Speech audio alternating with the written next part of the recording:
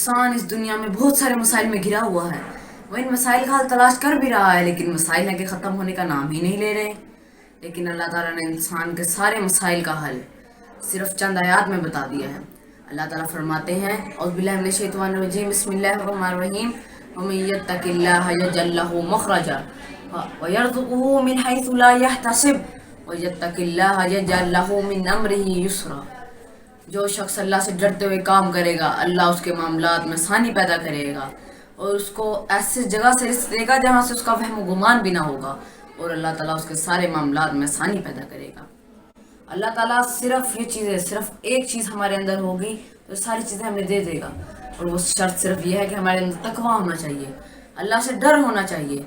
तकवा के मुख्तसर तारुफ ये है कि जिस काम का अल्लाह ने हुक्म दिया उसको काम करना, और जिस काम से अल्लाह ने मना फरमाया उससे रुक जाना तकवा कहलाता है। एक दफ़ा हज़रत उमर रज़ी अल्लाह ताला अन्हु ने हज़रत काब बार रज़ी अल्लाह से पूछा कि तकवा क्या है। हज़रत काब बार ने कहा, ऐ उमर, कभी कांटे या झाड़ियों वाली जगह से गुजरे हो? तो हज़रत उमर रज़ी अल्लाह ने कहा, हाँ जी।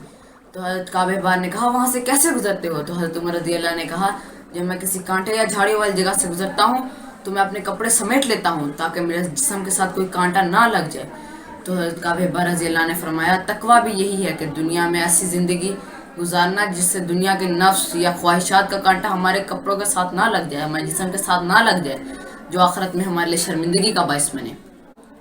मौलाना रूम फरमाते हैं कि मैंने एक शख्स को देखा जो ना दुनिया का कमाता था ना आखिरत का। एक दिन उसने देखा कि एक रईस के लश्करी बड़े आराम और आयश से रह रहे हैं, उन्हें ज़िंदगी की हर आयश मैसर है। तो उसने कहा, अल्लाह तुझे तो अपने बंदों को पालना ही नहीं आता, तो इस रईस से कुछ सीख ले।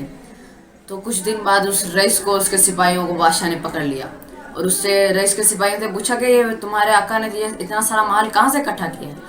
तो रईस के सिपाहियों ने कहा कि हमने अपने आका का नमक खाया है, हम उनकी नमक हरामी नहीं कर सकते।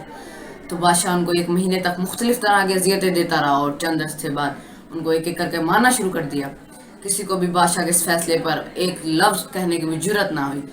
एक शख्स की ज़ुबान से बिला तकल्लुफ़ ये निकल गया, तू भी बंदापन उसी से सीख ले, फिर कभी मौला को यूँ ताना ना दे। हमें भी चाहिए कि हम अल्लाह से किसी तरह का शिकवा ना करें। अल्लाह जो भी करता है उसमें बेहतरी हमारे लिए यही होती है। हमें भी चाहिए हम अल्लाह का डर अपने दिल में पैदा करें और जिस तरह अल्लाह ने ज़िंदगी गुजारने का हुक्म दिया है वैसे ही ज़िंदगी गुजारें।